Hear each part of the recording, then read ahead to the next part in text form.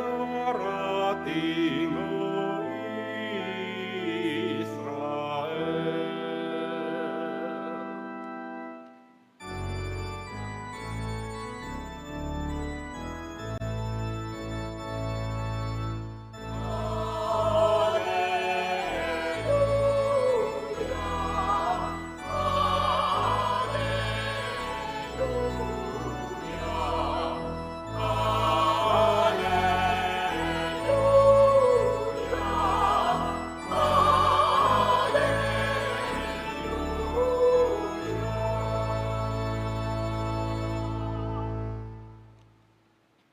Sumainyo ang Panginoon, at sumaiyo rin. ang mabuting balita ng Panginoon ayon kay San Lucas. Papuri sa iyo, Panginoon.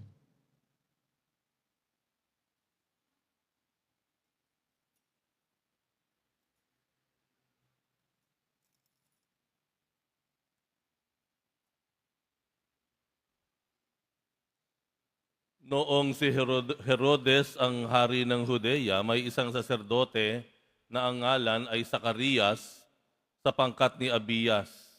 At mula rin sa lipi ni Aaron ang kanyang asawang si Elizabeth. Kapwa sila kalugod-lugod sa paningin ng Diyos. Namumuhay ng ayon sa mga utos at tuntuning mula sa Panginoon. Wala silang anak sapagkat baog si Elizabeth at sila ay matanda na. Ang pangkat ni Zacarias ang nanunungkulan noon at siya ay naglilingkod sa harapan ng Diyos bilang saserdote. Nang sila'y magsapalaran ayon sa kaugalian ng mga saserdote, siya ay nahirang na maghandog ng kamanyang. Kaya tumasok siya sa templo ng Panginoon sa oras ng pagsusunog ng kamanyang. Samantalang nagkakatipon sa labas ang mga tao at nananalangin. Walang ano-ano ay napakita sa kanya ang isang anghel ng Panginoon. Nakatayo sa gawing kanan sa dambanang sunugan ng kamanyang. Nagulat si Zacarias at sinidlan ng matinding takot nang makita ang anghel. Ngunit sinabi nito sa kanya, "Huwag kang matakot, Zacarias. Dininig ng Diyos ang panalangin mo. Kayo ni Elizabeth ay magkakaanak ng isang lalaki at Juan ang ipapangalan mo sa kanya. Ikaw ay matutuwa at magiging maligaya at marami ang magagalak sa kanyang pagsilang sapagat siya ay magiging dakila sa piningin ng Panginoon. Hindi siya iinom ng alak o anumang inuming nakalalasing. Sa sinapupunan pa lamang ng kanyang ina, mapupuspos na siya ng Espiritu Santo. Marami sa mga anak ng Israel ang panunumbalikin niya sa kanilang Panginoong Diyos. Mauuna siya sa Panginoon, taglay ang Espiritu at kapangyarihan ni Elias, upang pagkasunduin ang mga ama at mga anak at panumbalikin sa daan ng matuwid ang mga suwail. Sa gayon, ipaghahanda niya ng isang bayan ang Panginoon." Sinabi ni Zacarias sa anghel, "Paano ko po matitiyak na mangyayari ito? Sapagkat ako'y napakatanda na, at gayon din ang aking asawa." Sumagot ang anghel, "Ako si Gabriel, naglilingkod sa harapan ng Diyos. Sinugo ako upang ihatid sa iyo ang mabuting balitang sinabi ko na sa iyo. At ngayon, mabibingi ka at hindi makapagsasalita hanggang sa araw na maganap ang mga bagay na ito, sapagkat hindi ka naniwala sa mga sinabi ko na matutupad pagdating ng takdang panahon." Samantala, naghihintay naman kay Zacarias ang mga tao. Nagtaka sila kung bakit nagtagal siya ng gayon sa loob ng templo. Paglabas niya ay hindi na siya makapagsalita, mga senyas na lamang ang ginagamit niya. Kaya natanto nila na nakakita siya ng pangitain at siya'y nanatiling pipi. Nang matapos ang panahon ng kanyang paglilingkod, ay umuwi na siya. Hindi nga nagtagal at naglihi si Elizabeth. At hindi ito umalis ng bahay sa loob ng 5 buwan. Ngayon ay nilingap ako ng Panginoon, wika ni Elizabeth. Ginawa niya ito upang alisin ang aking kadustaan sa harapan ng mga tao. Ang mabuting balita ng Panginoon. Pinupuri ka namin, Panginoong Hesukristo. Magsiupo muna po ang lahat.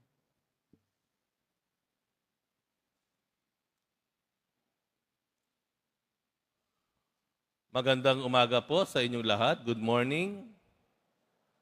Batiin naman natin yung mga katabi natin ng good morning. Magandang umaga po.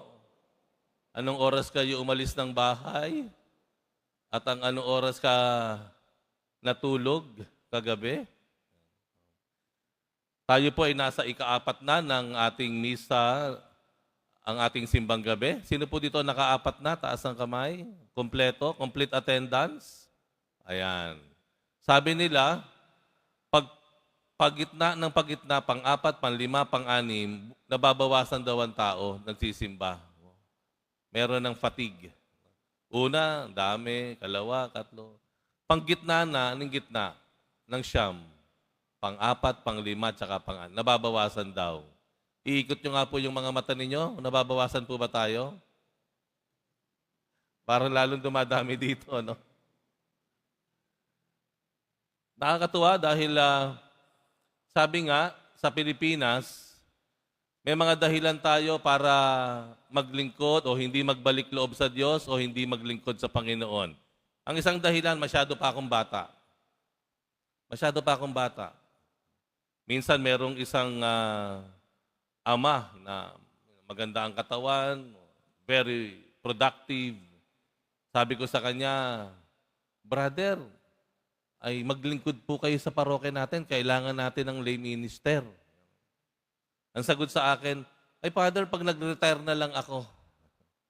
Pag nag-retire na lang ako, saka ako magse-serve. Ayan, di ba ganun, ano? Meron tayong dahilan, we are too young, marami pa tayong ginagawa, maraming kinasasabikan, maraming adventure, kaya ito ang dahilan kung bakit hindi tayo nagsisimba, o naglilingkod, o kaya nagbabalik loob. Sa kabilang banda, meron din tayong dahilan. Masyado na akong matanda. Kayo na lang. Di ba? May dahilan pa rin tayo. Di ba?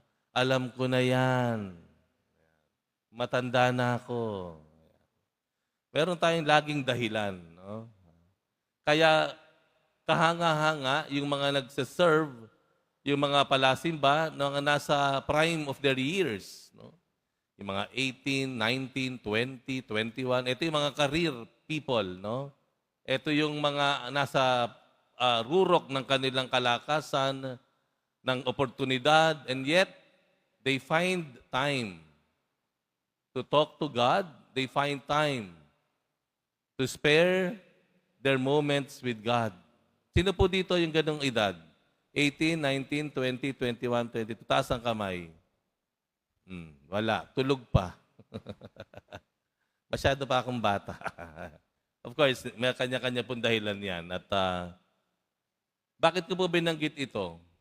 Dahil sa Ebanghelyo, meron pong matanda na. Si Zacarias at si Elizabeth. Matanda na sila. Sila ay kinalulugdan ng Diyos. Sila ay palasimba. Sila ay paladasal. Pero, nung nagbalita ang Anghel Gabriel kay Zacarias dun sa lalaki, na sila ay magkakaanak, aba, hindi agad naniwala si Zacarias. Ano sagot niya? Matanda na ako Matanda na kami ni Elizabeth. Matanda na raw. Ayan, ano. Hindi na kaya. Minsan hindi tayo makapaniwala sa mga bagong ipinagawa ng Panginoon sa atin o mensahe ng Panginoon kasi alam na natin yan eh. Palasimba na ako nung bata pa ako, alam ko na yan. Deboto na ako, maraming taon, bata pa ako, deboto na kami. Na minsan, nagkakaroon tayo ng tinatawag na spiritual pride. Tinatawag, no? Sa sobrang familiarity mo, sa simbahan, sa kilos ng simbahan, sa mga liturhiya, sa mga gawain sa simbahan, medyo tumaas na ang tingin mo sa sarili mo. Parang pakiramdam mo, alam mo na ang lahat ng mangyayari, tansyado na ang lahat, wala nang bago sa iyo. Yun ang tinatawag na spiritual pride. At palagay ko, isa yun sa mga dahilan kung bakit sa Zacarias ay hindi agad naniwala sa Anghel Gabriel. Matanda na kami. Alam namin hindi nakakaanak ang ganitong edad. Alam namin hindi ginagawa ng Diyos yan sa ganitong edad. Spiritual pride. Meron silang parang ipinagmamalaki. No? Sa mga simbahan, ganun po. Lalo na yung matatagal na sa simbahan, may ipinagmamalaki na. Tumataas na ang tingin sa sarili, bagamat nung nagsimula silang mag-serve sa simbahan, very open, bukas kung anong gagawin, kahit ano po ang papagawa niyo sa akin, gagawin ko po para makapaglingkod lang sa Poong Jesus Nazareno. Pero nung nagtagal, mapili na. Meron na ang entitlement, spiritual pride ang tawag doon. Okay? So, ano po ang mensahe ng Panginoon? Ang mensahe ng Panginoon, ang Diyos ay patuloy na nagtuturo sa atin. Kumikilos ang Diyos sa atin. Mga bago, ang Diyos ay hindi naluluma. Meron siyang laging bagong iniaalok sa atin. Meron siyang laging bagong ipinararating sa atin. Bata man tayo o may edad na. Meron laging sorpresa ang Diyos sa atin. Kaya ano dapat natin gawin? Kailangan nating manatili laging bukas at mapagpakumbaba. Bukas at mapagpakumbaba. Kailangan nating laging bukas sa nais ipahiwatig ng Diyos, sa nais ipagawa ng Diyos sa atin. Kailanman hindi dapat maging dahilan, masyado pa akong bata, marami pa akong ginagawa, busy pa ako, o kaya ay yung dahilan na matanda na ako, alam ko na yan, kayo naman. Hindi po ganoon. Ang Diyos laging may bagong ipinahihiwatig sa atin. Kahit ang pagbabago, yung tinatawag nating conversion, hindi po yan nalilimitahan sa mga bata pa. Yan po ay nangyayari hanggang sa huling hininga natin, binabago at binabago tayo ng Panginoon. Ganoon ang ipinahihiwatig ng Diyos sa atin. Ang minsan nga lang talaga, hindi natin mapagtatanto agad-agad yan. Bakit? Kasi masyadong maingay yung paligid natin. Masyadong maraming ginagawa, maraming ganap. Maraming kumikilos, maraming gumagalaw sa paligid natin. Ang daming dumadating na problema, maraming dumarating na tao sa buhay natin. Minsan hindi natin mapagtanto, meron na palang sinasabi ang Diyos sa iyo. May sorpresa na pala ang Diyos sa atin. Pero kasi masyadong marami kang pinagkakaabalahan. Kaya kung babalikan po natin yung Ebanghelyo, may ginawa ang Diyos kay Zacarias. Si Zacarias, na isang pare nung panahon na iyon, anong ginawa ng Diyos sa kanya? Dahil siya ay nag-alinlangan at sinabi niyang matanda na siya, siya ay ginawang bingi at pipi.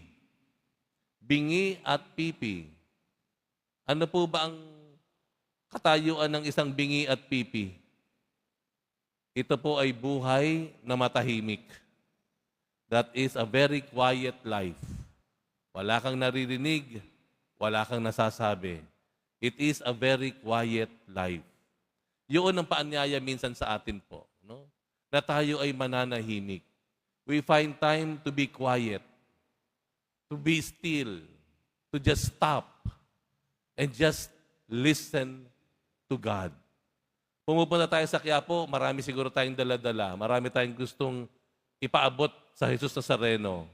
Pero wag nating kakalimutan, ang himala ng Diyos, nangyayari din yan kapag tayo hindi nagsasalita.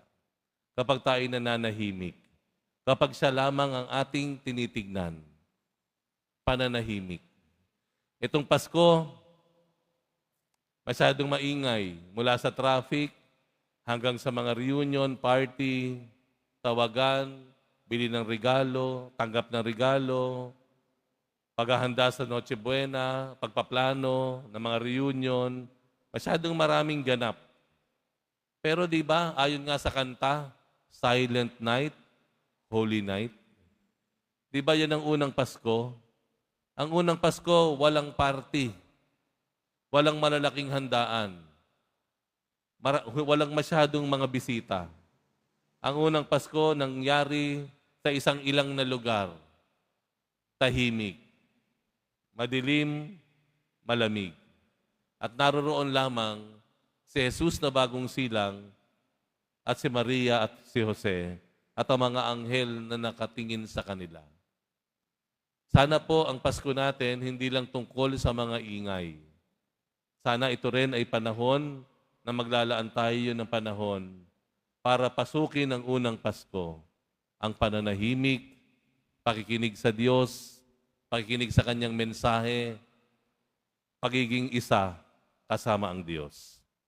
Amen.